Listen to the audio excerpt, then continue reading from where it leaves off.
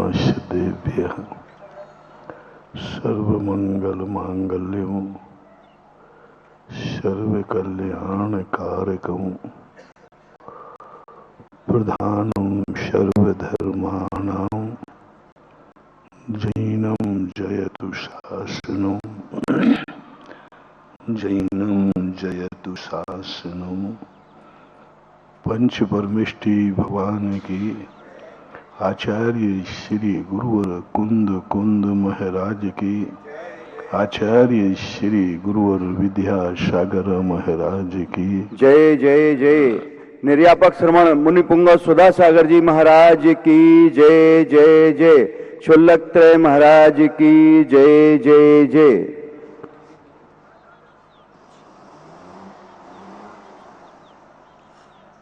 ज्ञान दो प्रकार का ज्ञान होता है। एक वस्तु को जानने के लिए ज्ञान किया जाता है और एक वस्तु के निर्णय होने के बाद ज्ञान होता है। ज्ञान जो है हर जीव को है, लेकिन जानने के लिए उपयोग करता है, जानता है, जानना चाहता है। लेकिन संसार दशा में तुम सारी दुनिया को जान करके क्या करोगे? क्यों जानना है हमें दुनिया को? क्यों जानना चाहते हो दुनिया को? क्यों समझना चाहते हो पड़ोसी को? तुम्हारा क्या लेना देना है उससे? तुम क्यों जानना चाहते हो अपने नगर को? क्या लेना देना है उससे?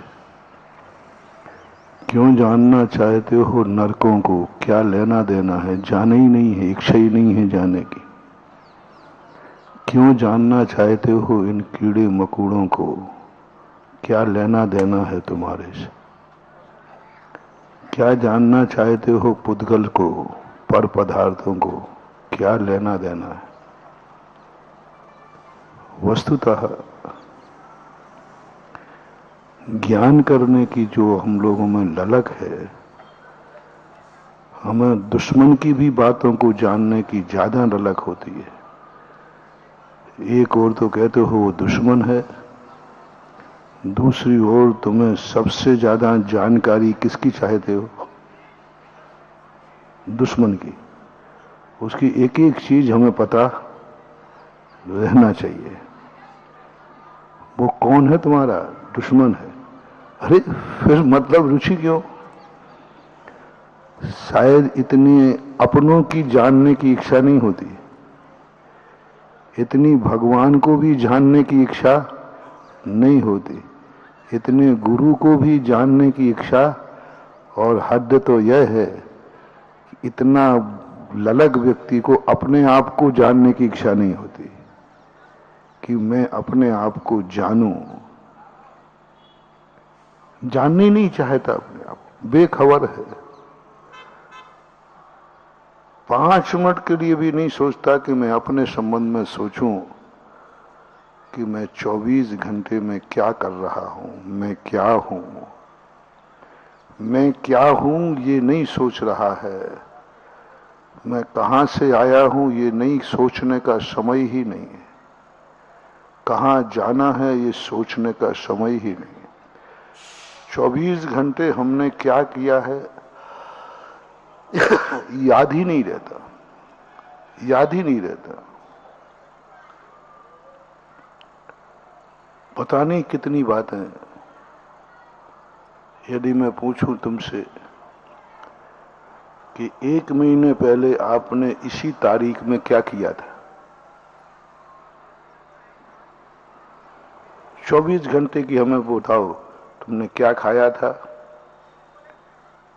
क्या देखा था, क्या सोचा था, क्या सुना था, क्या बोला था, कहां कहां गए थे, क्या क्या किया था। बोला जी आपको ये इतना टाइम हमारे पास नहीं है, हम तो यूज एंड थ्रो, अब 1 महीने पहले की तारीख का आप हिसाब पूछ रहे, इतना किसको टाइम है? हमें तो कल का ही पूरा पता नहीं। बस यही सबसे बड़ी भूल हो रही है। धर्म कुछ नहीं कहते।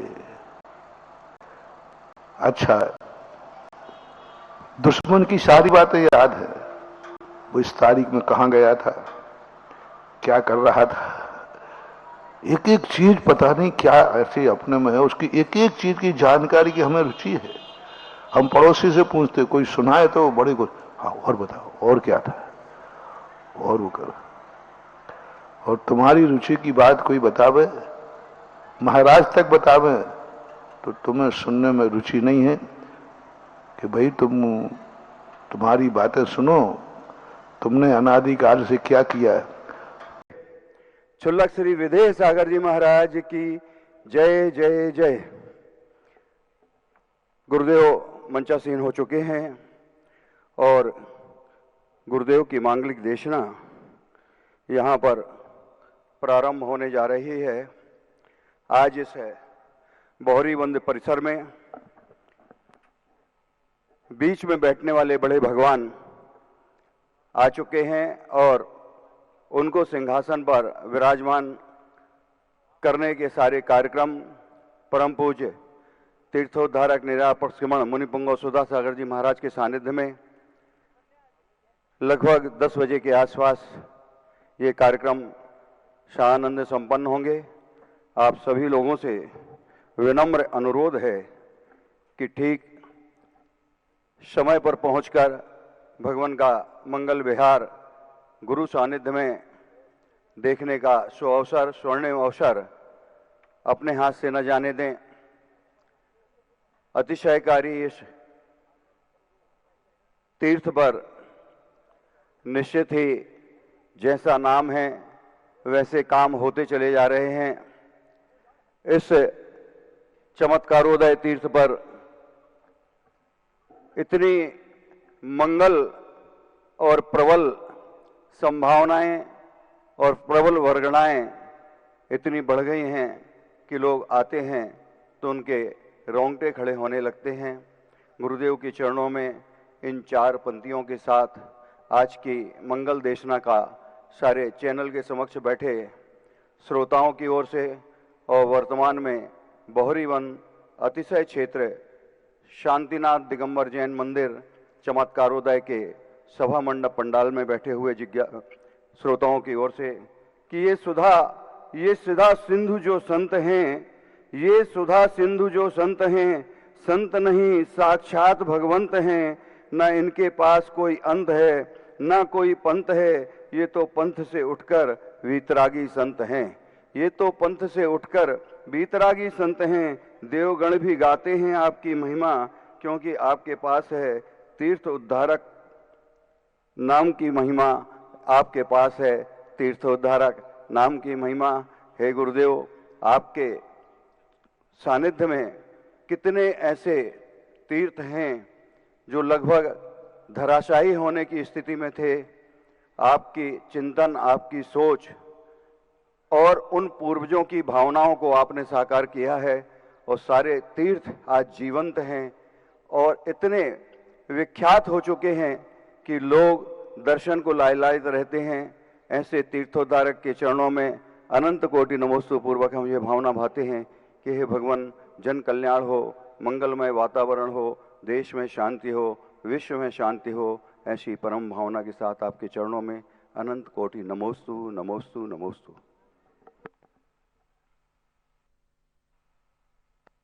श्री ओम नमः सिद्धेभ्यः। जय श्री ओम नमः सिद्धेभ्यः। जय श्री ओम नमः सिद्धेभ्यः। सर्वमंगल मांगल्यं सर्वकल्याणकारकं प्रधानं सर्वधर्माणां जैनं जयतु शासनं। पंच परमेष्टि भगवान की आचार्य श्री गुरुवर कुंद कुंद महाराज की, आचार्य श्री गुरुवर विद्यासागर महाराज की जय जय जय। निर्यापक श्रवण मुनिपुंग सुधा सागर जी महाराज की जय जय जय। क्षुल्लक त्रय की जय जय जय। नमोस्तु भगवान।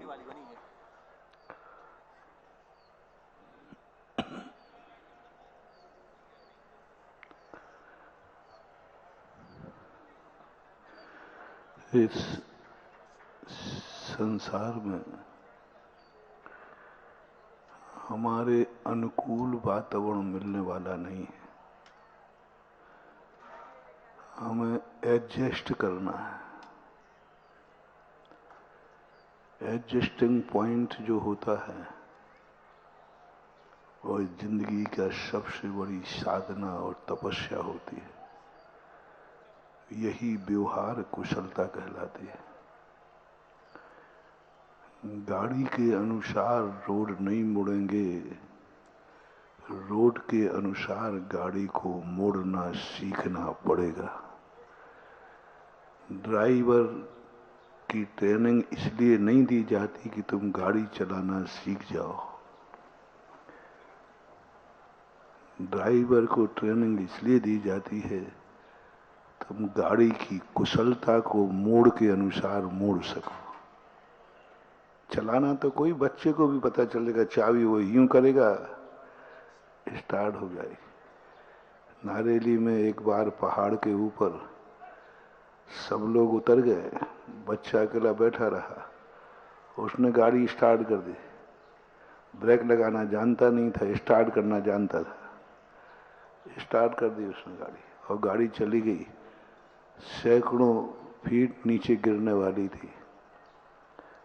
मैंने कि भाई, तो बच्चे से क्या बोले, मुझे स्टार्ट करना तो आता था लेकिन बंद करना नहीं आता था।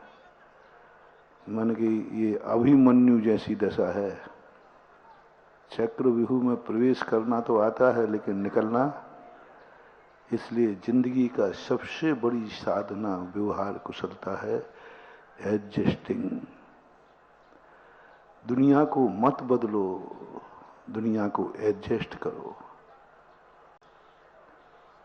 दुनिया के स्वभाव को मत बदलो, उस स्वभाव को समझो, उस स्वभाव के अनुसार अपने स्वभाव को डालो। तुम समझो कि ठंड नहीं पड़ेगी, वो तो पड़ेगी। गर्मी नहीं पड़ेगी, वो तो पड़ेगी। तुम कहो कांटे रास्ते में ना होवे, वो तो आएंगे। तुम कहो कि कोई तुम्हारा कार्य करे और विरोध नहीं करे, वो तो होगा। ऐसा तुम कर ही नहीं सकते। वो तो होगा, कोई नहीं रोक सकता। बस कुशलता ये है, विरोध करने वाले को रोकना नहीं और विरोध करने वाला हमें रोक ना पाए, बस ये कुशलता है। सड़क के मोड़ हम सीधे नहीं कर पाएंगे, लेकिन वो मोड़ हमारी कुशलता से दुर्घटना भी नहीं होने दे। कुशलता से मोड़ लिखा रहता है, खतरनाक मोड़ है, लेकिन ड्राइवर अपनी कुशलता से वो खतरे को पार कर देता है। ऐसा ही अपनी जिंदगी में कोई ये चाहे कि मेरा कोई दुश्मन ना हो, वो तो होगा। बस साधना एक करना है कि सारा जगत भी दुश्मन हो जाए और हमारा बाल बांका नहीं कर पाए। ये है तपस्या, ये है साधना, ये है एडजस्टिंग। जितनी ताकत हम दुश्मन को रोकने में लगाते हैं, उतनी ताकत यदि हम दुश्मन को एडजस्ट करने में लगा दें, जितनी ताकत हम दुखों को दूर करने में लगाते हैं, उतना दुखों को कुशलता से दुख के दिन निकालने में लगा दें।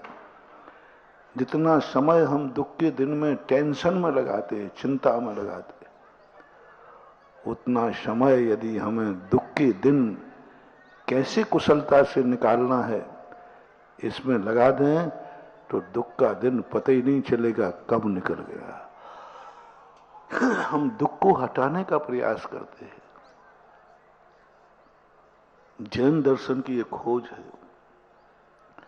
सारी दुनिया ने एक ही बात कहा, सारे दुनिया के आदर्शों ने एक ही बात कहा, संकट हटाओ, संकट हटाने का उपाय बताओ। सब यही कहते, सब गुरुओं के पास जाते, भगवान के पास जाते, भगवान संकट आया है, कैसे दूर होगा, कोई हटाने का उपाय बताओ। महानुभाव, कोई उपाय नहीं है हटाने का। जितना हम हटाने की चिंतन कर रहे हैं, जितना हम भगवान को मना रहे हैं कि मेरे संकट दूर करो, उतना यदि हम भगवान से ये कहें, भगवान संकट दूर तो शायद आप भी नहीं कर पाए। जब तुम स्वयं के संकट दूर नहीं कर पाए तो हमारे क्या करोगे, हमारे क्या करोगे। एक बार एक जोक पड़ा था, रामलीला हो रही थी ऐसे, तो उसी समय विदेही का अपहरण हो गया था। रामचंद्र जी चिंतित थे, हनुमान जी से पूछ रहे थे कि भाई क्या करना, कैसे करना। और हनुमान जी पता लगा के आए थे कि विदेही लंका में है। इतने में रामलीला में किसी की पत्नी गुम गई, तो वो सोचे कि भाई अब क्या करें। तो अपने यहाँ क्या परंपरा है, कोई चीज संकट में हो तो भगवान के पास प्रसाद लेके चलो। तो उसने 1 किलो मावा खरीदा, प्रसाद बढ़िया।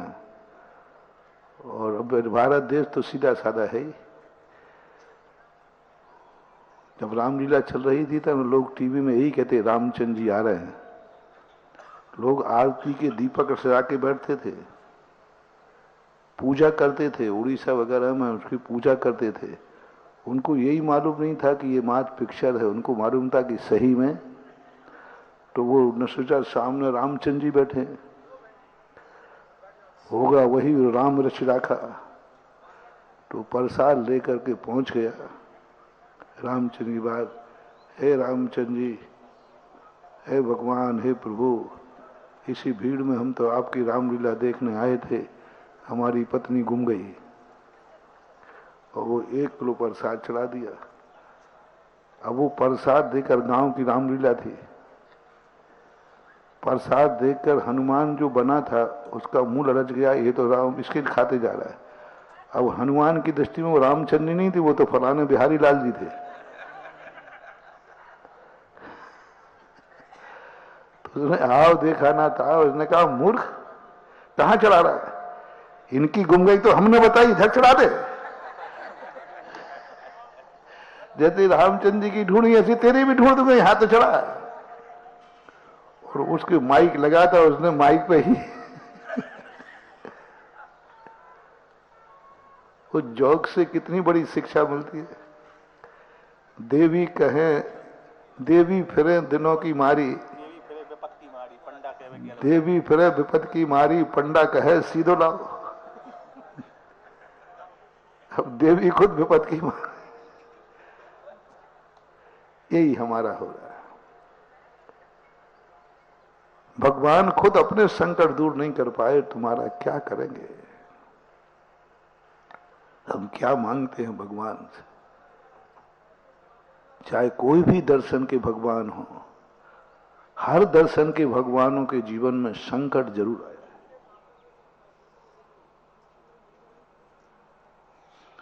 सभी सबको को देखा हमने, जितने भी दर्शन हैं सभी के आप आदर्शों को उठा के देख लो। जितने प्रसिद्ध आदर्श हुए हैं उन पर संकट जरूर आया, एक भी ऐसा नहीं है जिस पर संकट नहीं आया। भारतीय दर्शन में तो है ही, जैन दर्शन में देख लो, ऋषभदेव, पारसनाथ, महावीर स्वामी आदि संकट आए। वैष्णव दर्शन में तो आए ही हैं संकट सबके ऊपर। ईसाइयों के देख लो, ईसा मसीह पे संकट नहीं आया, संकट ही हुआ था, कीले आदि ठोकी गई थी। और भी सब पे आए, कहीं ना कहीं संकट आए।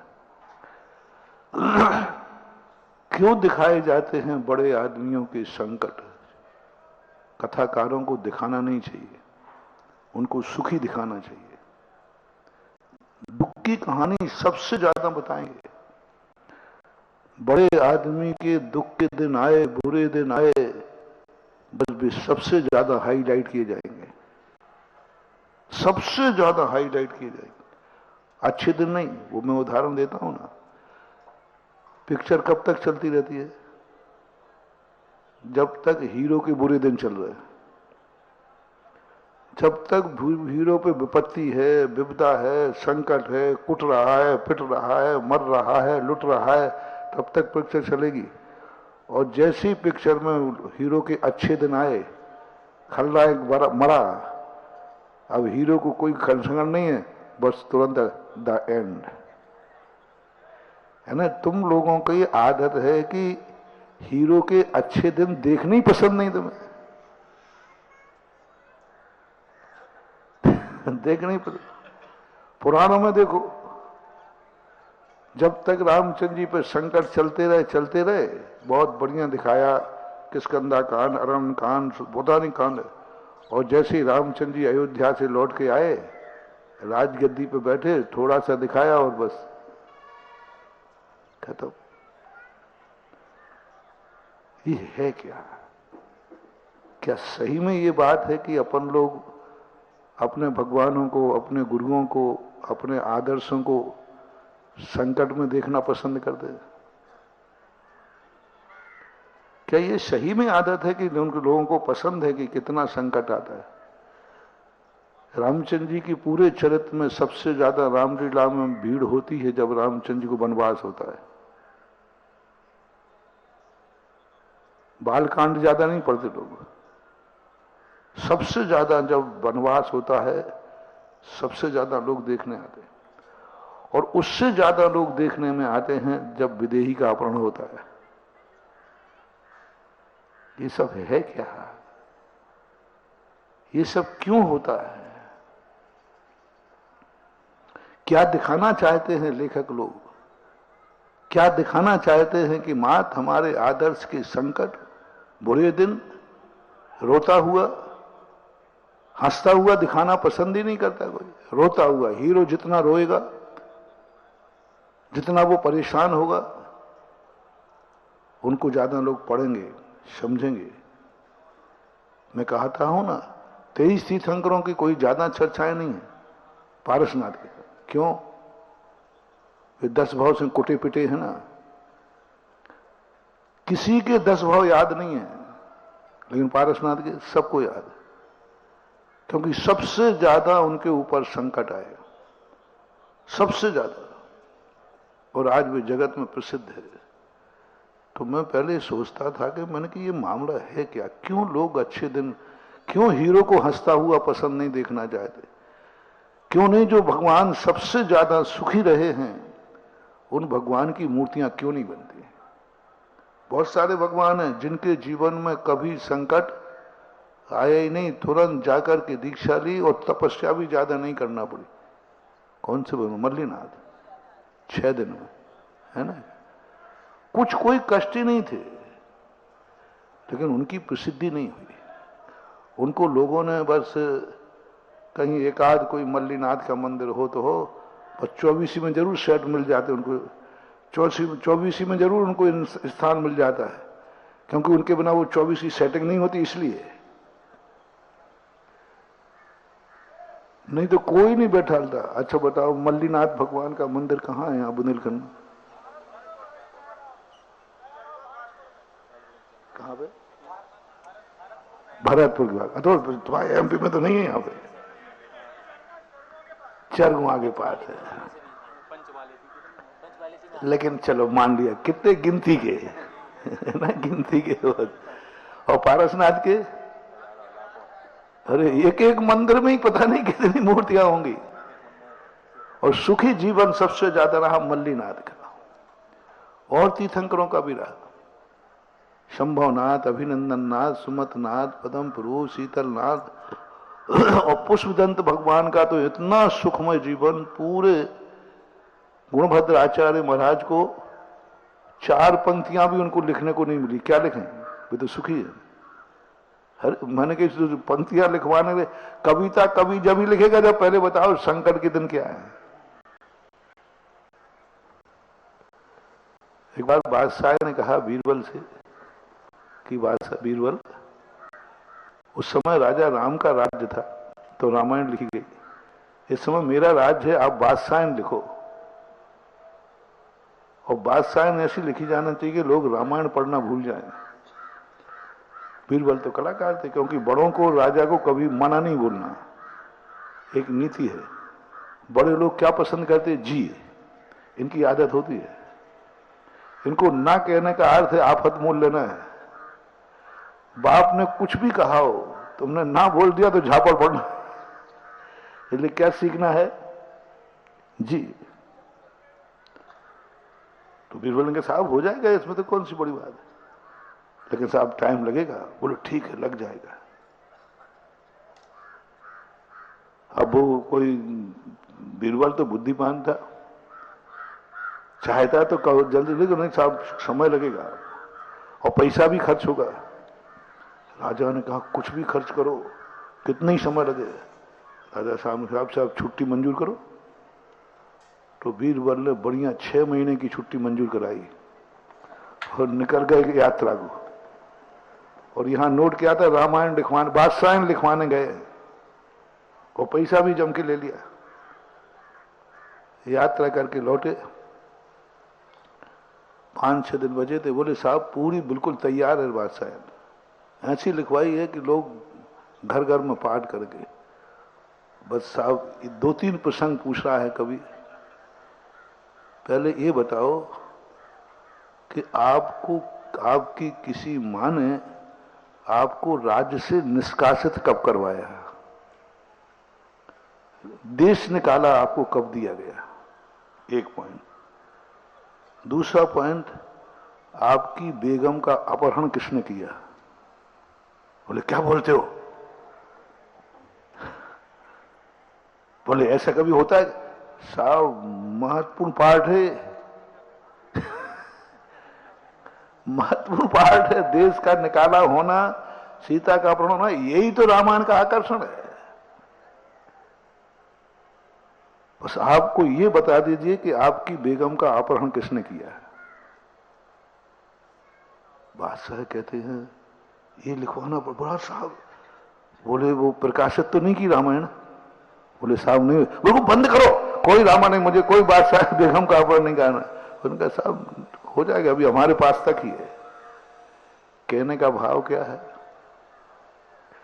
कि लोगों की स्थितियां ऐसी, मानसिकता है, हम चाहते हैं कि प्रसिद्ध हों, लेकिन हमारे जीवन में संकट नहीं आए।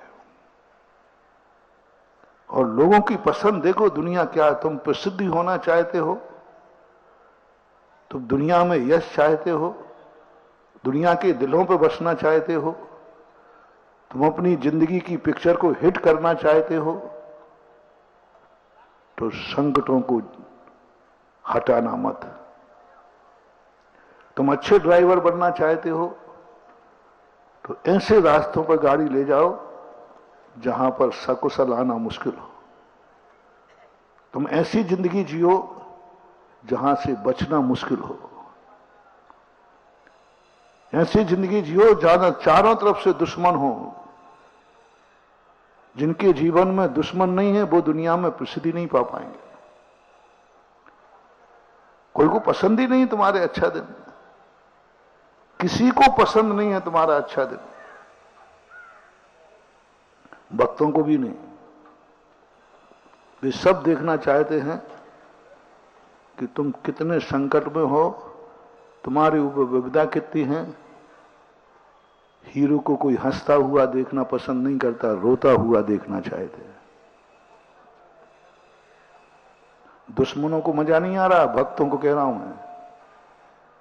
दुश्मनों को मजा आ रहा वो नहीं, भक्तों को। हमें वो भगवान चाहिए जिन भगवान के जीवन पर संकट आए। अरे भाई शांतिनाथ भगवान तो बहुत सारे, लेकिन बहोरीबंद के शांतिनाथ में क्या चमत्कार है हमें समझ में नहीं आया। शांतिनाथ कितने हुए, एक ही हुए। 16वें तीर्थंकर। तो शांतिनाथ की प्रतिमा तो बहुत है, लेकिन बहोरीबंद की पहचान अलग से क्यों?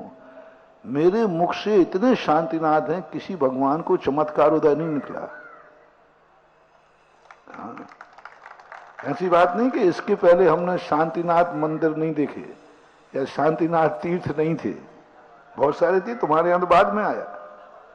शांतिनाथ तीर्थ भी बहुत है, बजरंगगढ़ है, वहां का भी जीर्णोद्धार किया, वहां का भी जीर्णोद्धार किया है। वहां की भी 18 फुट लंबी मूर्ति है, वो भी ऐसे ही खंडित थी, वो भी ऐसे जीर्ण शीर्ण थी, वो भी ऐसे ही मंदिर था, ऐसे उसको वो भी किया, पर मेरे मुख से वहां चमत्कार उदय नहीं निकला। उसका नाम पुण्योदय किया। और भी शांतिनाथ, बहुत सारे शांतिनाथ भगवान हैं। हाँ, शांतोदय, सतोदय, देवोदय, हाँ तीनों ही हैं, तीनों ही शांतिनाथ हैं। पयोदय, बहुत सारे हैं। जयोदय कर हमें कोई आपत्ति थोड़ी बोले।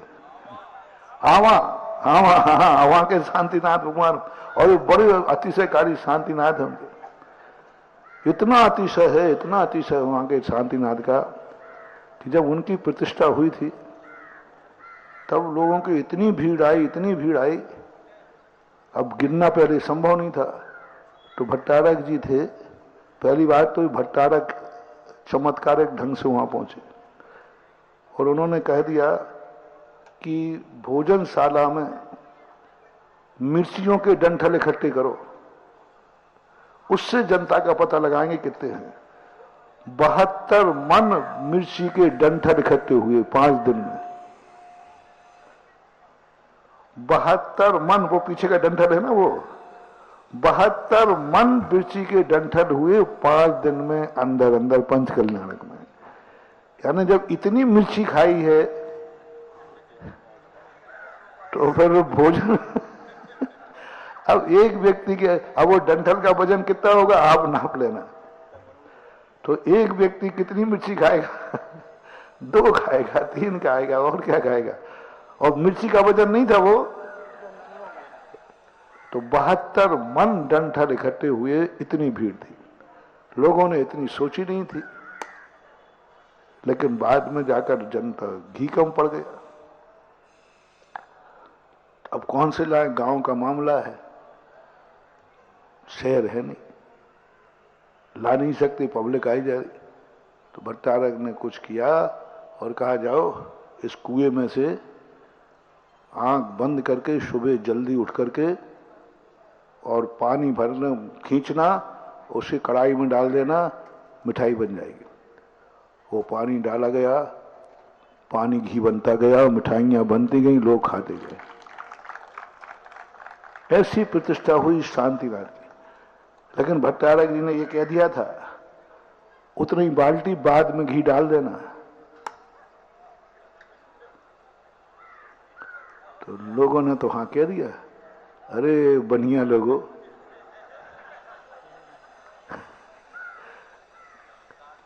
भट्टारक जी चले गए, लोगों ने घी डाला नहीं और बावड़ी का अतिशय खत्म हो गया। पपोरा जी क्षेत्र है एक अपना, टीकमगढ़ के पास, वहां के संबंध में क्यों बनती है कि यात्री जाते थे, एक पर्ची डालते थे कुएं में, बावड़ी है वहां भी, और बर्तन मांग लेते थे, हमें ये बर्तन चाहिए है, और वो 9 बार नमोकार मंत्र पड़ता था, ऊपर बर्तन का सेट आ जाता था, और जैसे ही आप जाओगे तो बर्तन उसी में वापस डालना पड़ते थे। लेकिन धीरे धीरे 2-4 बार ऐसा हुआ कि बर्तन अच्छे निकलते, अब तो देवों के बर्तन निकलेंगे। उसने सोचा कि अपन नहीं डालेंगे तो क्या फर्क पड़ता है, और बर्तन लेके, अब वो कहाँ का व्यक्ति होगा,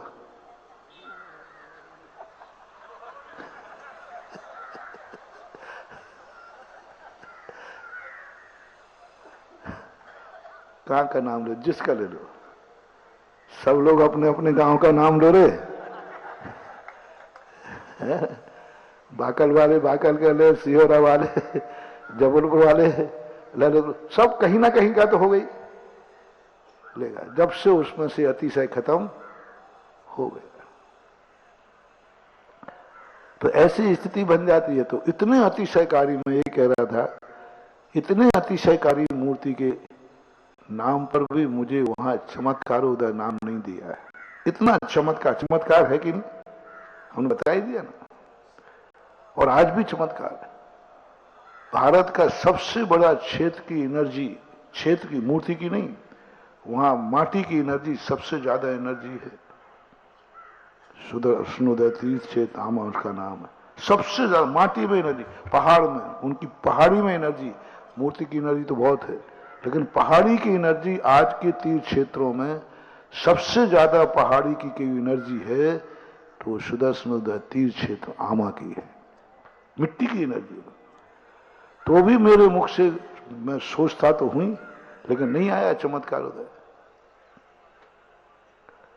इतने शांतिनाथ भगवानों के क्षेत्र देखे, सब देखे, लेकिन मैं यही सोचता हूं कि इतना प्यारा चमत्कारोदय नाम बहोरी बंद के शांतिनाथ को क्यों मिला।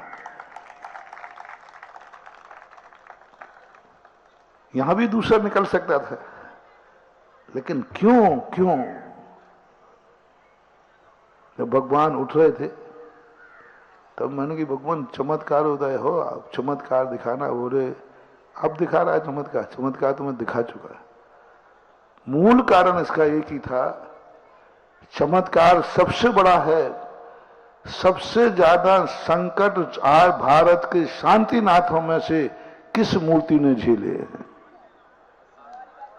अपना मूल प्रसंग क्या चल रहा है, यदि एनर्जी चाहिए है तो संकट बताओ, तुम बहुत ताकतवान हो, बहुत शक्तिमान है, तुम्हारे आशीर्वाद में दम है, ऐसे मत समझना। पहले देखना इनके जीवन में संकट है कि नहीं। पुष्पदंत भगवान नहीं, पुष्पदंत भगवान, भगवान मैं आपके भी दर्शन करूंगा, आपकी भी मूर्ति बैठा दूंगा, पहले ही बताओ आपको कितने संकट आए। तो मुझे तो नहीं आए, तो तुरंत शीतलनाथ पे पहुंच जाना। फिर भगवान नमोस्तु जय हो।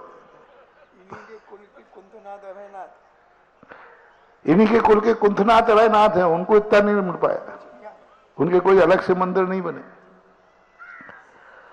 और कुछ भी नहीं। संकट बताओ कितने आए तुम्हारे जीवन में, तुम्हारे दुश्मन कितने थे ये बताओ, लिस्ट बनाना हो। जिन भगवान को तुम्हें मानना है, जिनमें चमत्कार देखना है, जिनमें अतिशय देखना है, कौन गुरुओं को देखना है, साधुओं के आशीर्वाद में अतिशय। तुम लोग सोचते महाराज जी कौन सी मूर्ति में अतिशय है, कौन से भगवान में अतिशय है। तुम्हें अतिशय की पहचान बता रहा हूं, कौन से महाराज में अतिशय है, कौन का आशीर्वाद तुम्हें फलेगा, कौन से मंत्र में अतिशय है, ये तुम। तो सबसे पहले ये देखना, भगवानों को लेता हूं पहले, कौन से भगवान के सबसे ज्यादा दुश्मन रहे अधिक समय तक, नाम बताओ। पारसनाथ।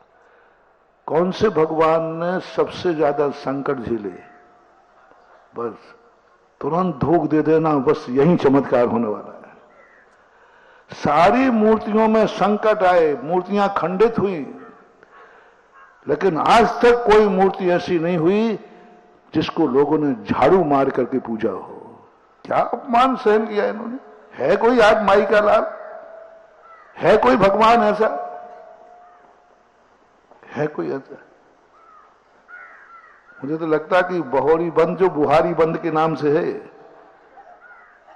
बुहारी किसे बोलते थे, झाड़ू को बुहारी थे, और बंद यानी भगवान। बुहारी से जिनकी वंदना की जाती हो उसका नाम है बहोरी बंद। झाड़ू बुहारी, बुहारी से जिनकी वंदना की जाती है, बुहारी से जिनको प्रसन्न किया जाता है, बुहारी से जिनको पूजा की जाती है, उनका नाम है बहोरी बंद। अपभ्रंश हो गया।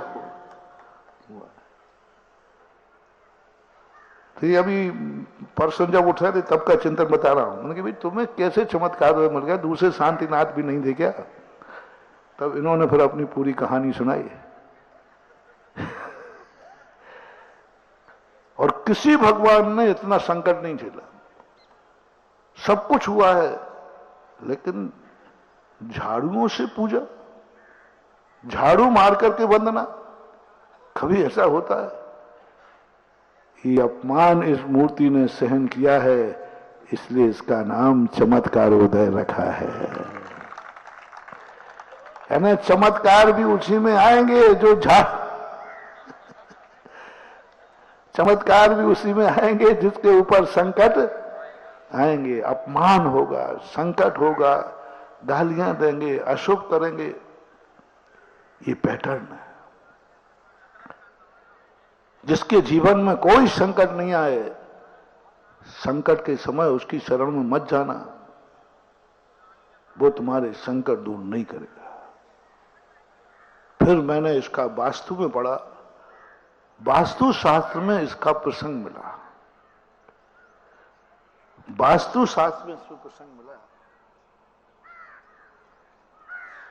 उसमें लिखा है कि यदि तुम्हें संकट आया है तो सुखी आदमी के पास मत जाना, उस समान संकट किस पे आया है, उस संकट में उसने कैसे जिंदगी जी है, उसकी आराधना कर लेना, तुम्हें रास्ता मिल जाएगा। यानी उस ड्राइवर की संगति करो जो ऐसे डेंजर मोड से गाड़ी, जो सीधे रास्ते से आया है, उससे ड्राइविंग मत सीखना, क्योंकि वो किस रास्ते से आया है, किस ड्राइवर से सीखना? जो टेढ़े टापटे रास्तों से चलता है और गुजर आया, उससे ड्राइविंग सीखना, तो तुम ड्राइवर के सच्चे ड्राइवर बन जाओगे। जो बिल्कुल सीधा हाईवे से लाता है, एकदम सीधा रास्ता था, क्या फर्क है? आर्किटेक्ट किसे बोलते हैं? आर्किटेक्ट बोलते ना। आर्च यानी टेढ़, टेक्ट यानी कानून। जो टेढ़ में अपना कानून लगा दे उसका नाम आर्किटेक्ट है, और क्या है? यानी उबड़ खाबड़ करके कैसे ही करके और तुम्हें निकाल देता है। इतनी वजन कैसे झेलोगे? बोले मैं बताता हूं। तो आर्किटेक्ट बनो या जीवन में कुछ करो, तो पहले ये बताओ तुम्हारे जीवन में कितने संकट हैं। संकट को हटाओ मत, जो मैं प्रारंभ में चर्चा की थी। सारी दुनिया का ये रहस्य जैन दर्शन ने खोजा है। हटाओ मत, संकट को हटाओ मत। हटाने की बात भगवान से मत कहो। जितना अपन इसमें हटाने में ताकत लगा रहे हैं, सिर से पहाड़ फोड़ रहे हैं, कुछ नहीं हटना, कुछ नहीं हटने वाला। भूगर्भ से निकली हुई मूर्तियां अतिशयकारी क्यों होती है, लोग पूछते हैं। वही मूर्ति जब ऊपर थी तब अतिशयकारी नहीं थी, वही मूर्ति जब ऊपर थी तब अतिशयकारी नहीं थी। लेकिन भूगर्भ में चली गई, फिर आकर के आती है तो क्या बन जाता है? श्री महावीर जी, तेजारा जी, पदमपुरा जी, और भी कोई चीजें। राजस्थान में सबसे ज्यादा सबसे ज्यादा राजस्थान में भूगर्भ की मूर्तियां हैं।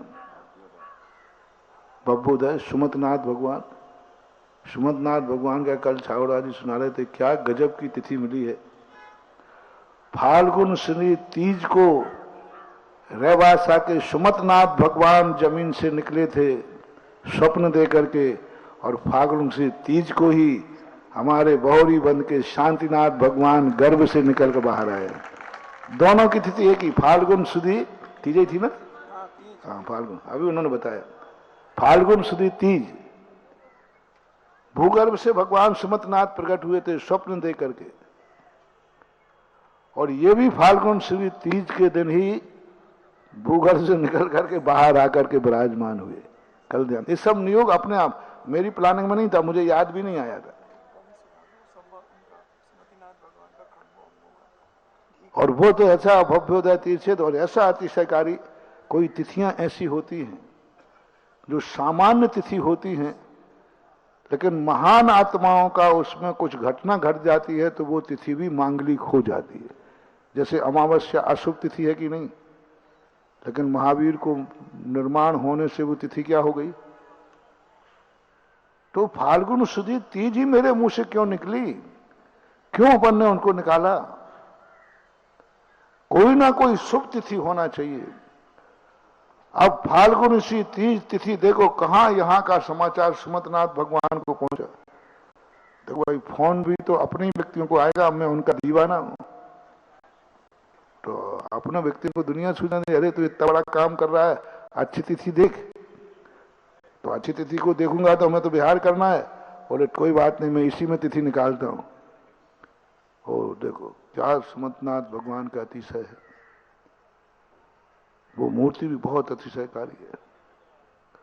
छोटी सी मूर्ति है, फाल्गुन से तीज को प्रकट हुई, और जब उसके मंदिर बनाने की बात आई तो बड़े अतिशय उनके अनगिनत खम्भों का मंदिर है। और उसी फाल्गुन सिद्धि तीज को अपने भगवान यहां पर आए, प्रकट हुए शांतिनाथ। अब तिथि तो अपन को शुभ मिल गई, लेकिन मंदिर भी अनगिनत खम्भों का बनना चाहिए। हाँ। मैं कोई कहानी वैसे ही नहीं सुना रहा हूं, उसमें कोई ना कोई अनगिनत खम्भे का। जब मूर्ति का वहां का मंदिर बना, उनके मंदिर के आज तक कोई खम्भे नहीं गिन पाया, मैं भी नहीं गिन पाया। श्रीफल रख करके खम्भे गिने, श्रीफल रख करके। द्वारा गिनोगे तो या तो एक दो खम्भे ज्यादा आएंगे या कम आएंगे।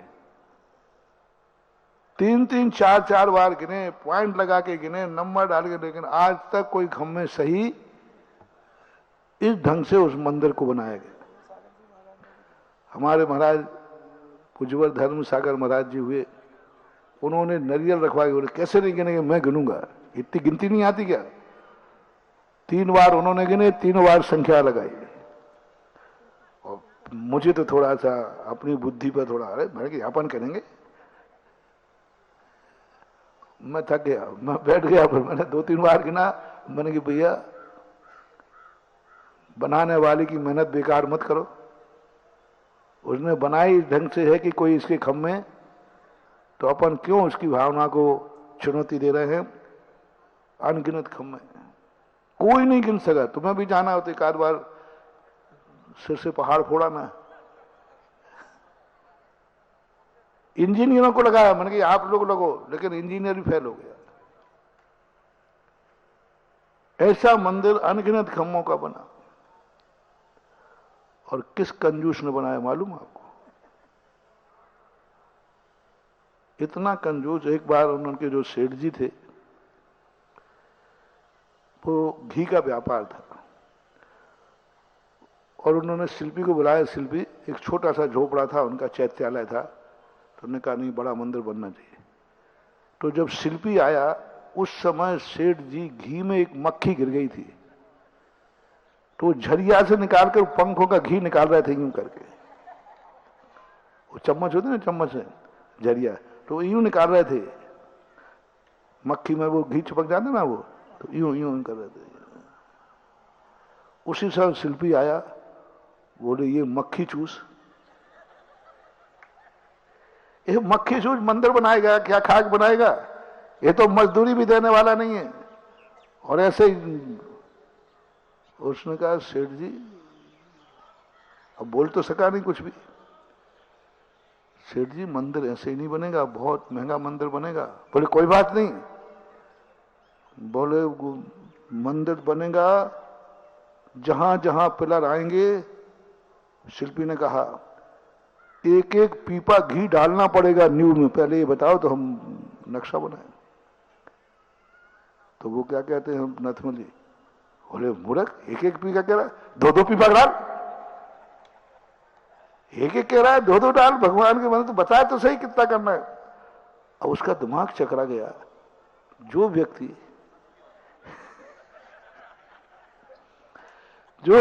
मक्खी के पंखों का घी निकाल रहा है, वो 2-2 पीपा कैसे डालेगा? उन्होंने कहा सेठ जी ऐसी बातें नहीं, कहीं सही में होगा यदि मेरे से बनाना है। बोले इसलिए तो तुझे बुलाया, तू प्रसिद्ध है। बोले साहब वो डलेगा। गड्ढे खोदना शुरू हुए, और सेठ जी ने सब गड्ढों में 2-2 पीपा रखवा दिए। और सब खुल के व्यक्ति खड़े कर दिए। शिल्पीनाथ साहब मैं मंत्र बोलूंगा, पीपा डालना है। बोले हाँ तैयार है। अब वो पागल हो गया मिस्त्री कि आखिर इनकी ये बनियों की गहराई कैसे नापूं। इधर देखो तो मक्खी के पंखों में से बूंद बूंद निकाल रहा है, इधर दो दो पीपा डालने को तैयार है। मिस्त्री आकर के सेठ के पैरों में गिर गया। सेठ जी रहस्य क्या है ये बता दो। मक्खी में से पंखों में से घी निकाल रहे हो और यहां तुम दो दो पीपा रख रहे हो, क्या बात है। बोले भाटा बुद्धि है ना, पत्थर जड़ बुद्धि, तुम्हें समझ में नहीं आएगा हम बनियों का रहस्य। कर्म के क्षेत्र की बात आए तो हम एक एक बूंद को इकट्ठा करते हैं और धर्म के क्षेत्र की बात आए तो भंडारे खोल देते हैं। हम बनिया लोग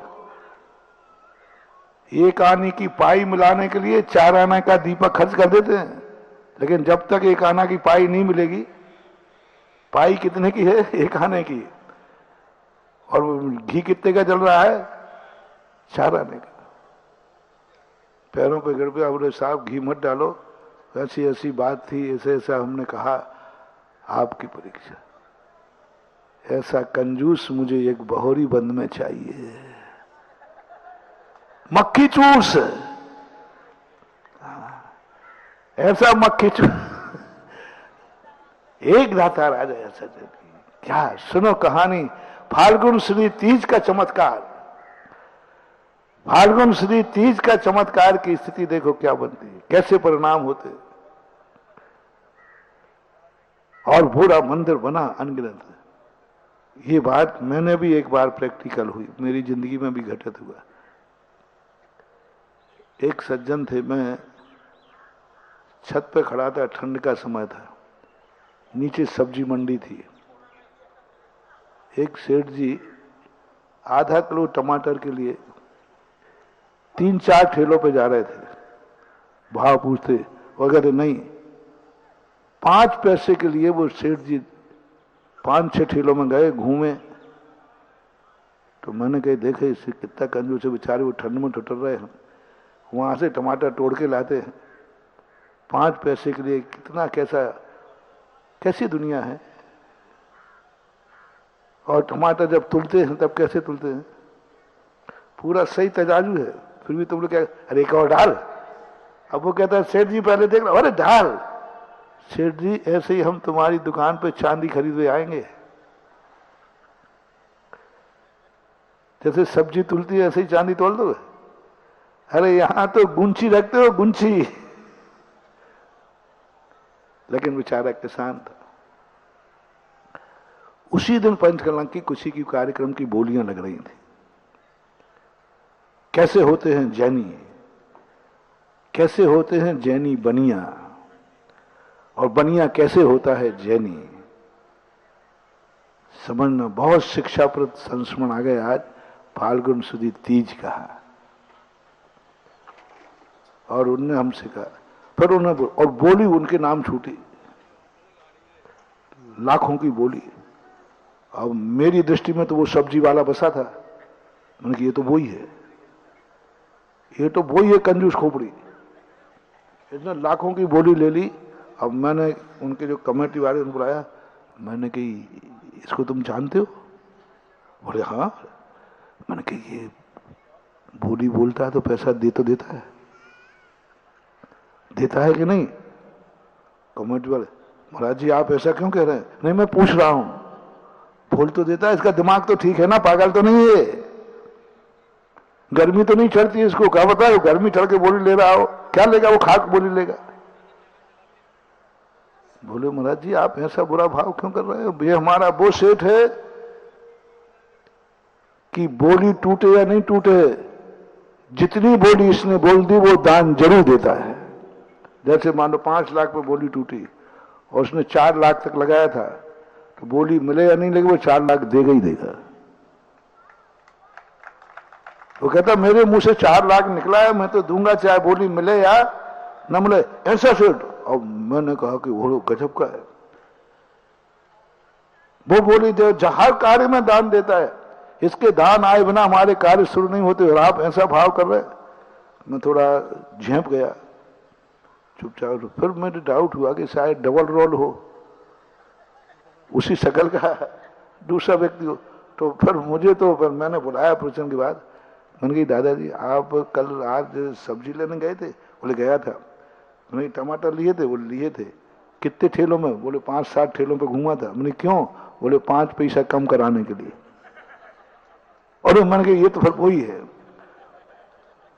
फिर मैंने कहा भाई अब तू बैठ जा, मुझे कहानी बता कि वहां 5-5 पैसे के लिए तू 5 ठेले पे घूमा, और यहां लाख लाख रुपया ऐसे बढ़ता गया जैसे कोई। क्या जवाब दिया मुझे आज भी ध्यान आता है। बोले महाराज आप भूल गए, वहां वो पैसे को 5 रुपया जाना, वो पाप में जाना, वो बीड़ी सिगरेट पिएगा, संसार बनेगा। संसार के कार्य में हम लोग एक एक पाई का हिसाब रखते हैं, और ये तो परमार्थ का कार्य यहां क्या गिन के देना। परायों को गिन के रोटी खिलाई जाती है, अपनों को गिन के रोटी नहीं खिलाई जाती है। गिन के रोटी कहां खाते हो? होटल में। दोनों गिनते हैं, खिलाने वाला भी गिनता है और दोनों गिनते हैं। और जहां गिन के भोजन किया जाए, गिन के खाया जाए, गिन के खिलाया जाए, वो होटल कहलाती है। होटल, हो का टल, यहां ला और टल। उसको तुम्हारे पेट भरने से मतलब नहीं है, उसको तो। और मम्मी भी गिन के ही खिलाती होगी, हैं? नहीं, बल्कि मां, अरे क्या गजब। आप लोगों को, आप लोग रोटी तोड़ के क्यों देते हो हमारे लिए ग्राहक? क्या हमारे हाथ नहीं, हम तोड़ नहीं सकते? सीधी साबुत रखा करो। अरे तोड़ लूंगा ना, नहीं रख के देख लेना। नहीं, साबुत रोटी नहीं रखूंगा। कहीं महाराज ने गिन ली तो? तोड़कर खिलाता है, गिनना नहीं। तुम तो खाए जाओ। भक्त और मां जब खिलाती है तो गिन के नहीं खिलाती है। खाने वाला भी नहीं गिनता है और खिलाने वाला भी नहीं गिनता है। उसको बोलते हैं भक्त और गुरु, मां और बेटा, अपना व्यक्ति, परिवार। भाव नहीं आता। मां कभी गिन के रोटी नहीं बनाती है, खिलाते समय नहीं गिनती, तोड़ के रखती है, खा जा। देखती भी नहीं है। सच्ची मां जब अपने बेटे को दूध पिलाती है तो स्वयं मुंह से नहीं देखती, उसका मुख आंचल से ढक देती है। पी ले जितना पीना है, कोई गिनने वाला नहीं, कोई तोड़ने वाला नहीं। वो है। अब इसको यहां आ जाओ धर्म क्षेत्र पे, यहां तुम गिन के रुपया देते हो। कितने की है पहले ये बताओ, कितने की है ये बताओ। फिर इतना कम करो, इतना ज्यादा करो। पहले का होटल मचा रखा है बंदर को, होटल का व्यवहार हो रहा है आज। पहले बताओ कितना है, कम करो, बढ़ करो, ये करो, वो करो, गिना गिना जा रहा है। नहीं महानुभाव, अपनों के लिए अनगिनत। गिन के नहीं, मुझे ये कार्य करना है बस। तुझे इससे कोई लेना देना नहीं है। तुझे भूख लगी, खाने बैठ जा। मां पहले बताओ आपने कितनी रोटी बनाई है? आज तक बताओ पहले अपने घर में किसने पूछा है कि तुमने कितनी रोटी बनाई? आज तक बताओ मां ने कहा हो पहले ये बता तू कितनी खाएगा? मां ने कब कहा तू कितनी खाएगा? और तुमने कब गिना कि मां बताओ कितनी बनी? घर काहे का है? यदि घर में ये भाव आ गया कितना भोज, कितनी रोटी बनी है, और खिलाने वाले को आवाया, तो वो घर नहीं है, वो तो होटल है। वहां कुछ नहीं गिना जाता है। मैंने बनाया है, गिना नहीं है। तुझे भी खाते समय गिनना नहीं है।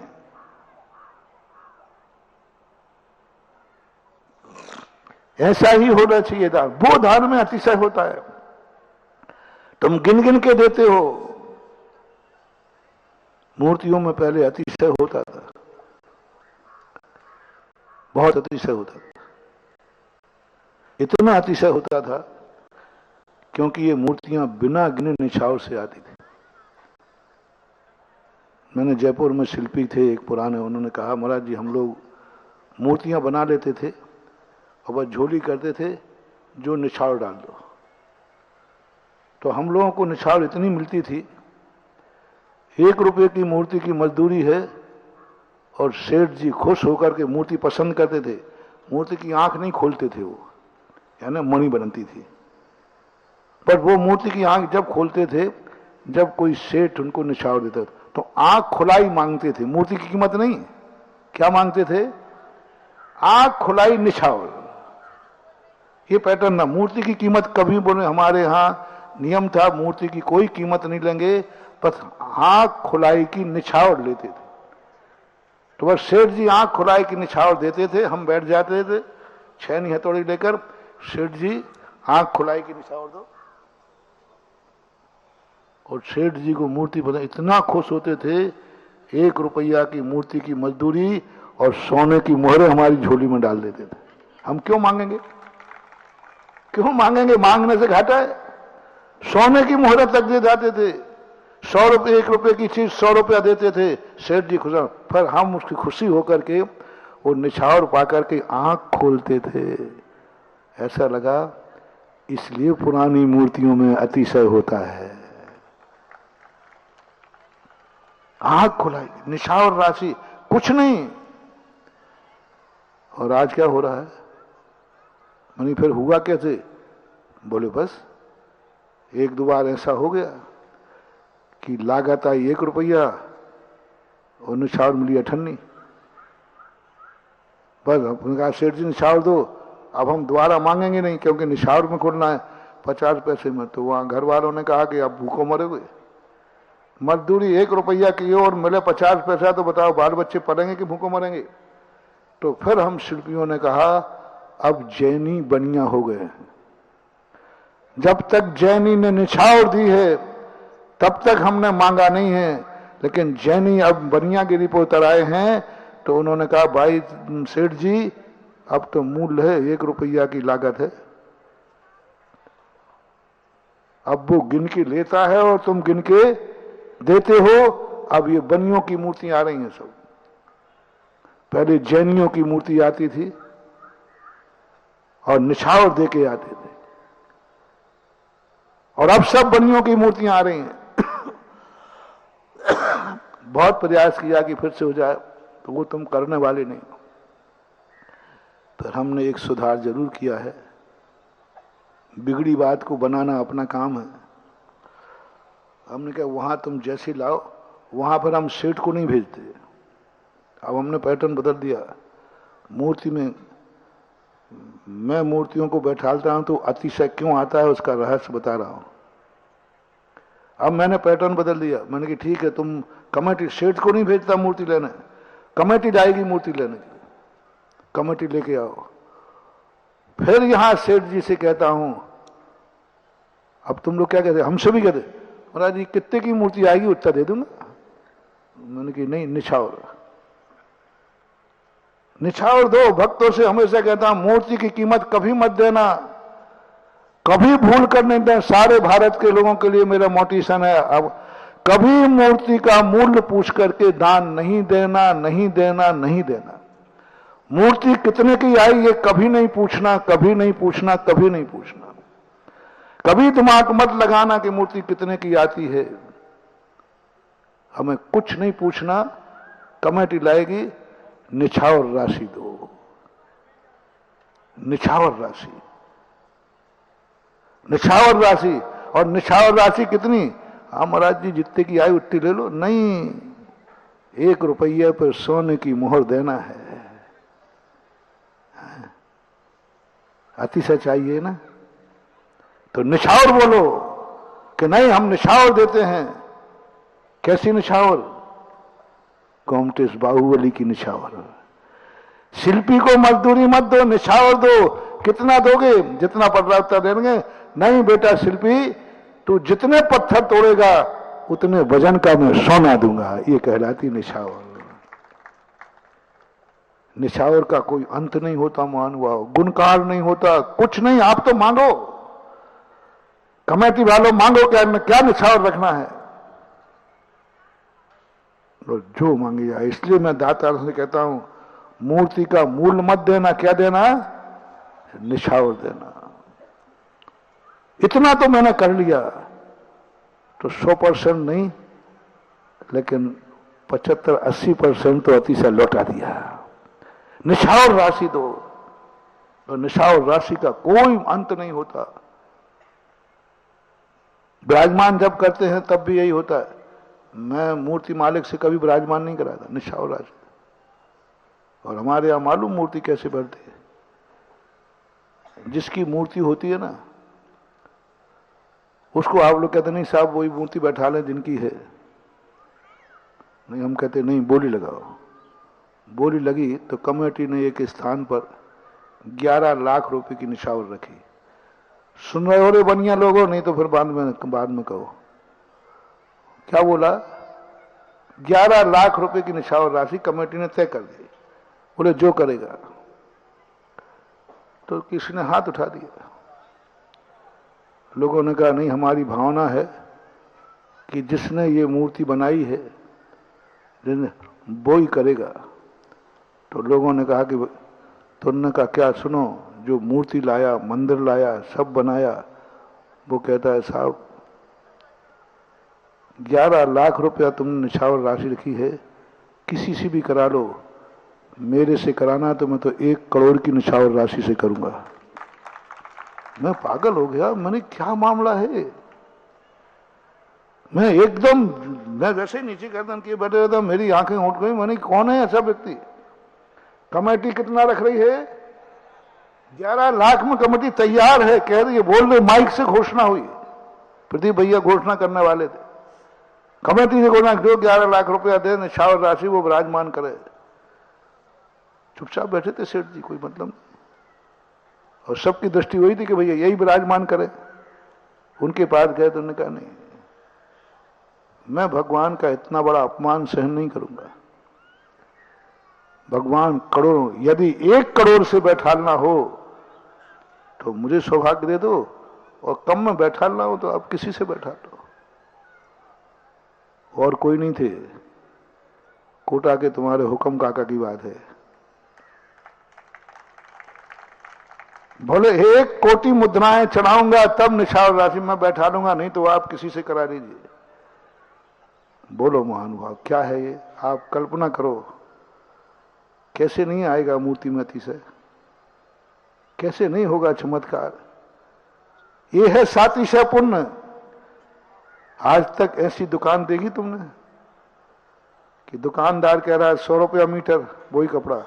नहीं, हमारा स्टैंडर्ड डाउन हो जाए, हम 1000 रुपया मीटर से कम नहीं खरीदते। ये है ज्ञान, ये है महिमा। ये 11 लाख के 90 लाख कितने लाख रुपया बढ़ा के दे रहा? नहीं, 1 कोटि मुद्रा बैठा बहुमान है। मैंने कि ऐसी अकल कहां से आ गई? वो मूर्ति है जो कोटा के अंदर दादावाड़ी बैठी है, जिसने प्रतिष्ठा के पहले संसार की सबसे बड़ी एनर्जी, प्रतिष्ठा के पहले की बात कर रहा हूं। पाषाण में आज मैंने एनर्जी नहीं देखी, उस पाषाण में एनर्जी थी। उसकी एनर्जी ने ऐसे भाव बना दिए। दान की ये परंपराएं कहलाती है। गिन के नहीं दिया जाता, गिन के नहीं पूछा जाता, मुझे करना है, बस करना है। क्या चामुंड राय के पास इतना सोना था कि जितना पत्थर कटेगा उतना सोना देगा? नहीं था मानवा, नहीं था। जब वो पहले दिन सोना लेके पहुंचा शिल्पी, मां आज ऐसा सेठ मिला है, जितने पत्थर काटे वो उतना सोना दिया है, गाड़ी भर के ले गया। शिल्पी का मां कहती है इतनी मजदूरी दी? बोले हाँ मां, वो एक अपनी मम्मी का दीवाना है। उसने पूरी कहानी सुनाई कि उसकी मां की इच्छा ऐसी हुई कि कि बेटा ऐसी बेजोड़ प्रतिमा बनना चाहिए बाहुबली की जो दुनिया में दूसरी नहीं हो। पूरी कहानी नहीं सुना रहा हूं। मां ने एक भावना की, एक मात्र प्रवचन सुना था। नैमी चंद्र महाराज थे, वो ऐसे ही प्रवचन कर रहे थे, तो उन्होंने कहा कि भरत चक्रवर्ती ने बाहुबली की एक ऐसी विशाल मूर्ति बनाई जो आज तक उसकी जोड़ नहीं है, और उसकी महिमा गा डाली। तो एक माँ जी बैठी थी, तो माँ जी के मन में भाव आया, हे भगवान, ऐसी मूर्ति के दर्शन कब होंगे। बस उनके मन में जो महिमा गाई गुरु ने, तो उनके मन में भाव आ गया। उसी चिंतन को लेकर घर पहुंच गई। चामुंडा के आज मम्मी का चेहरा क्यों उतरा है। वहां मम्मी नहीं बोलते थे, माँ ही बोलते थे। आज तो मम्मी के स्थान पर मम और हो गया, और कहो आगे जाके मम्मी और कर दें।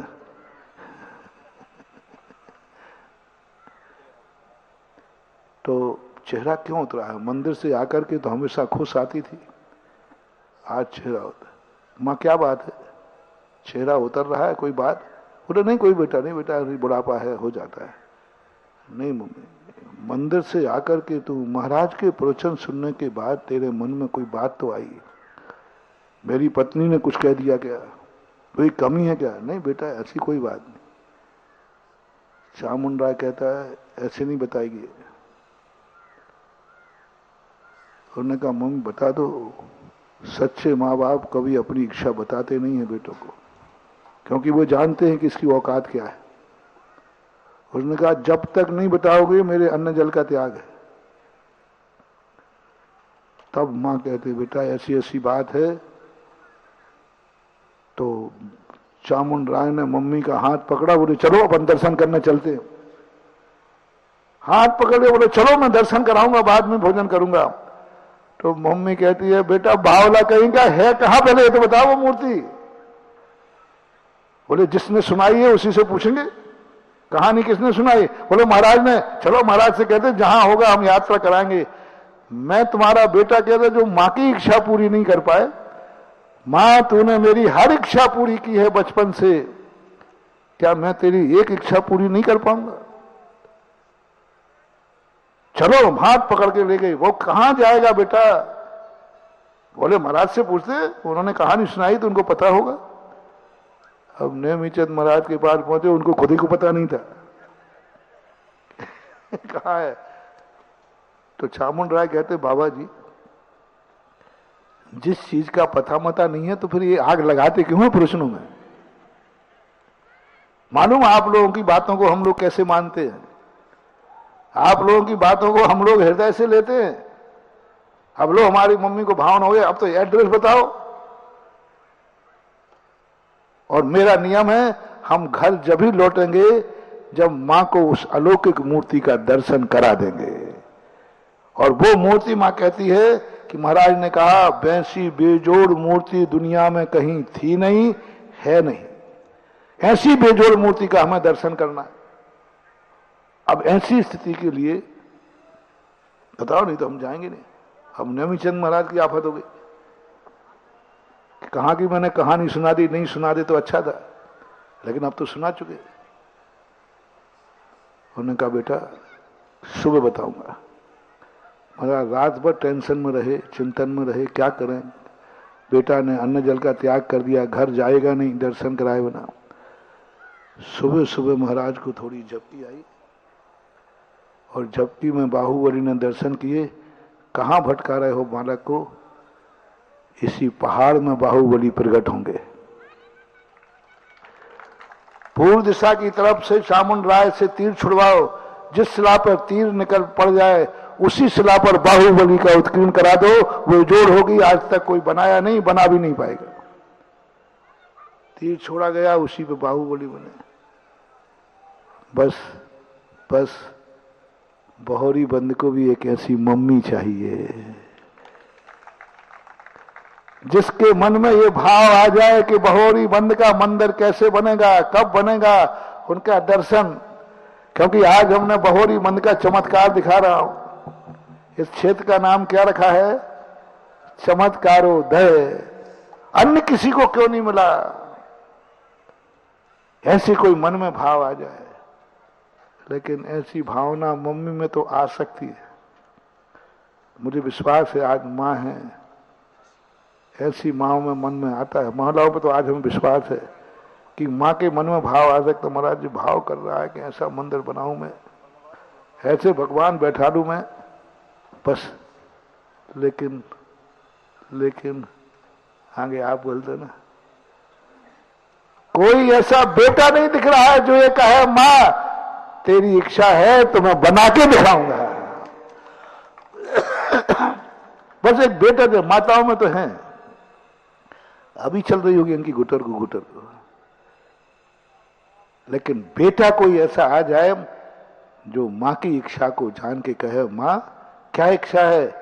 बोले मेरा भाव है कि मैं ऐसी मूर्ति बैठे, ऐसा मंदिर बने, चमत्कारोदय तीर्थ क्षेत्र का। तो कोई बेटा कहे माँ चिंता मत करो, तेरी इच्छा है तो मैं भगवान को बैठा लूंगा और मंदिर भी। बस एक। और कैसा मंदिर? कौन बनाए मंदिर? अरे तुम क्या बनाओगे? तुम्हारी माँ यदि 24 की इच्छा करे ना तो माँ चुप रहे। आजकल कुछ कहते हैं बुढ़ापे में तेरी मट्टी सटे आ रही है। हमने ऐसे बेटे देखे हैं जो माँ की इच्छा हो तो चुप कर देते हैं, बाप की इच्छा हो तो चुप कर देते हैं। आजकल बाप और मम्मी कहने पड़ती है बेटा बहू से पूछ लो, अब हमारा तो बुढ़ापो आ गो। क्या अब कछु नहीं है, बर्बाद हो जाओगे रे। माँ बाप को उतना ही छूट दो जब वो स्वयं कमाते थे, तब भी कह सके कि कोई बात नहीं बेटा कमा रहा है, अभी भी मैं बोलूं तो मेरा बेटा चुकाता है। ऐसा भाव करने वाला बेटा। डांटते हैं 24 ही बनाने की बात। कौन बेटे 24 नाम आ जाए, ऐसी माताएं 24 आ जाएं कि मेरा मन है कि बहोरी बंद का पहली बात तो यहां मंदिर बनना नहीं था, यहां मंदिर बनना नहीं था, बन चुका था। फोटो हमें मूर्ति के पीछे जो सरिया लगे थे उन सरियों से पता चल गया था कि लोगों ने ऐसे बैठा रहे थे कि अब जन्म जन्म तक यहां से हिलेंगे। बहुत मजबूत थे, बहुत मजबूत थे, हिलेंगे ही नहीं। लेकिन अपने भाग्य से 24 ही बन रही है। अपने भाग्य से मेरा मन कर रहा है कि एक बहोरी बन के चमत्कारोदय में 24 ही मैं बनाऊं। मेरा मन कर रहा है, ऐसा भाव आ जाए। क्योंकि हमने बहोरी मन, सुनो रे मेरा कहने वालों, मेरी बात कहने वालों, मेरे भगवान, मेरा क्षेत्र, ऐसे लड़ते हैं कमेटियों में। मेरा बहोरी बंद तो वहां तुम्हारे बाप का बहोरी बंद है, 2 रुपया तो लगाए नहीं। मेरा बहोरी बंद, मेरे शांतिनाथ, मेरे सब, इनके लिए तुमने क्या किया है तो बताओ, क्या दिया है इनके लिए? उसी को मेरा कहने का अधिकार है। एक बेटा को तुम मेरा कहते हो तो मालूम उसको क्या करना पड़ता है? उसके नाम वसीयत लिखना पड़ती है। और नहीं दो तो बेटा क्या कहता? काय का बाप था, काय का बाप था, 2 रुपया छोड़ के नहीं गया, काय का बाप था। एक बेटे को मेरा बेटा कहने के लिए वसीयत देना पड़ती है, उसके लिए कमाते हो, मकान बनाते हो, दुकान खोलते हो, पैसा देते हो, तब कहीं बेटा तुमसे कहता है ये मेरा बाप है और मैं इसका बेटा हूं। कितनी वसीयत कमाना पड़ती है, तब एक बेटे के बाप बन पाते हो, तब कह पाते हो ये मेरा बेटा है, इतनी कमाई करके। और तुम तीर्थ क्षेत्र को कहते हो मेरा है, किसने कितना कमाया है इसके लिए? अरे बहोरी बंद क्षेत्र को मेरा कहने वाले सुनो, सारी जिंदगी की वसीयत लिख दो, तब पता चलेगा कि ये मेरा है। तुम तो वसीयत तो क्या, अपनी वसीयत का एक अंश भी क्या दिया है तुमने? क्या किया है बहोरी बंद में? क्या भगवान के लिए किया है? ऐसा मान के मेरा बहोरी बंद है। 24 बन रही है, एक 24 तो जरूर बनाऊंगा, क्योंकि ये मेरा बहोरी बंद है, मेरे चमत्कार भगवान है, मेरे शांतिनाथ भगवान का मंदिर बन रहा है। ऐसा भाव आ जाए तो मेरा मात कमेटियों में बैठकर झगड़ा करना, टंटा करना, मेरा मेरा, तो ध्यान रखना बेटा, ये तो तुम्हारा होगा ही नहीं, और जो तुम्हारा है वो भी गायब हो जाएगा। यदि सही मेरा बनना है तो कहो मेरा बहोरी बंद है। मेरी वसीयत, जब एक बेटे को अपना बनाने के लिए जिंदगी भर की वसीयत देना पड़ती है, तो ये तो त्रिलोकीनाथ है रे। इस त्रिलोकीनाथ को अपना बनाने के लिए अंश देना है। ऐसे परिणाम माताओं के अंदर आना चाहिए कि बेटा, जिस बहोरी बंद को अपने जिंदगी से पूछते आए, जिस बहोरी बंद का अपन आशीर्वाद लेते आए, जिस बहोरी बंद को अपन ने मेरा कहा, आज उस बहोरी बंद में अपने पुण्य से, क्या बोलना है, अपने पुण्य से 24 बन रही है। अपने पुण्य से, भगवान के पुण्य से नहीं, भगवान के पुण्य से नहीं, महाराज के पुण्य से नहीं। बोलो किसके पुण्य से? बोल दो ना मुंह से। आप लोग बहोरी बंद के क्षेत्र से संबंध रखने वालों के पुण्य से, ये मानो हमारे पुण्य से बन रही है मंदिर, हमारे पुण्य से मंदिर बन रहा है, हमारे पुण्य से 24 बन रही है। और जब हमारे पुण्य से बन रही है और हमारे क्षेत्र पे बन रही है, और मेरा नहीं रहे वहां, मेरी मितमा नहीं रहे वहां, मेरी बेदी नहीं रहे वहां, ऐसे कैसे हो सकता है? एक खाम, पहले शादियों का खाम होता था,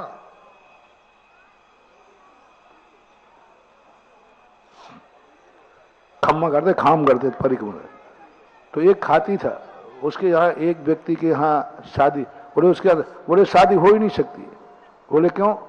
अभी मेरा खाम तो गया ही नहीं, मेरा खाम हुए बिना वहां शादी हो ही नहीं सकती। जब तक मेरा खाम नहीं बैठ करेगा, जब तक मुझे खाम की निशान नहीं मिलेगी, वहां शादी हो ही, क्या गजब का था। बोले अरे कोई कहीं से बाहर, बोले ला ही नहीं सकते। इसी प्रकार तुम विश्वास दिला सकते हो, 24 मेरे बिना बन जाए। मैं जिंदगी भर यहां रहा हूं, जिंदगी भर मैंने भगवान को माना है, जिंदगी भर बहोरी बंद को कहा, और मेरे बिना 24 बन जाए, आप देख लेना 24 बनेगी, और मेरी उसमें एक 24 मंदिर मेरा खुद का होगा। कहो भगवान से जाके, भगवान तुम मेरे हो, तेरे लिए मैं कमाऊंगा, तेरे लिए कमाऊंगा, तेरे लिए जीऊंगा, तेरे लिए 2 घंटे ज्यादा मेहनत करूंगा। अभी मैं 8 घंटे करता हूं, अब 2 घंटे तेरे लिए करूंगा। प्रभु तू मेरा है ना। जब एक मेरे बेटे के लिए मैं जिंदगी भर की कमाई दे देता हूं उसको, तू तो मेरा त्रिलोकीनाथ है, तेरे लिए कमाऊंगा, 2 घंटे ज्यादा कमाऊंगा, तेरे लिए जीऊंगा। कोरोना में मर जाता, कौन रोकने वाला था? लेकिन कोरोना में लोग मरे हैं कि नहीं, ये बताओ बना है? इस एरिया में मरे होंगे कोई? बुरा मत मानना, तुम लोग क्यों नहीं मरे? बस इतनी तो करना है। कैसे मर जाता भगवान? मेरे हाथ से तो ये 24 मंदिर बनना था, मेरे हाथ से तो भगवान बैठना थे, मुझे तो भगवान को उठते हुए देखना था, मेरे सामने चमत्कारोदय का विकास होना था। कैसे मर जाता? मेरी किस्मत में लकीर लिखी थी कि तू 24 बनाकर मरेगा अपने भगवान। ऐसा भगवान के सामने आशीर्वाद लो, ऐसे भाव करो, और अपने बेटों में ये भाव आवे कि नहीं, मेरे क्षेत्र पर मेरी माँ के भाव है, मेरे पिता के भाव है, तो नहीं मैं करूंगा और कमाऊंगा। क्या बात होगी? और कमाऊंगा। अपनी इच्छाओं की पूर्ति करने के लिए कितने छोकरे कमाते हैं, तुम्हें वो इच्छा पूरी करना है जो मां बाप की इच्छा हो, और वो भी धर्म कार्य की, पाप की नहीं। ऐसे परिणाम हो। और चामुंड राय ने जब ये दिया तो मिस्त्री की मां क्या बोलती है? बोले बेटा तू मेरा बेटा नहीं हो सकता, नहीं हो सकता। बोले मां क्या बात कर रही हो? बोले एक माँ, एक बेटा अपनी माँ की इच्छा पूरी के लिए 1 रुपया तेरी मजदूरी है और सोना दे रहा है, तुझे शर्म नहीं आई ये सोना लेते हुए ऐसे भक्त समर्पित बेटे का? मैं गरीब हूं, तेरे पसीने की कमाई खाती थी, आज से तेरी कमाई मेरे घर में नहीं आएगी, मैं भोजन नहीं करूंगा। भक्त की कमाई तू ले रहा है, जो अपनी मां की इच्छा करने के लिए सोना लुटा रहा है। मां की ऐसी फटकार लगी कि मिस्त्री सारा सोना वापस कर गया और कहा नहीं। मां ने कहा कि देखता हूं बेटा गुस्से में गया है, बेटा मेरे मोह में कर गया है। मेरी फटकार से शिल्पी की मां ने उसी दिन से भोजन में नमक डालना बंद कर दिया।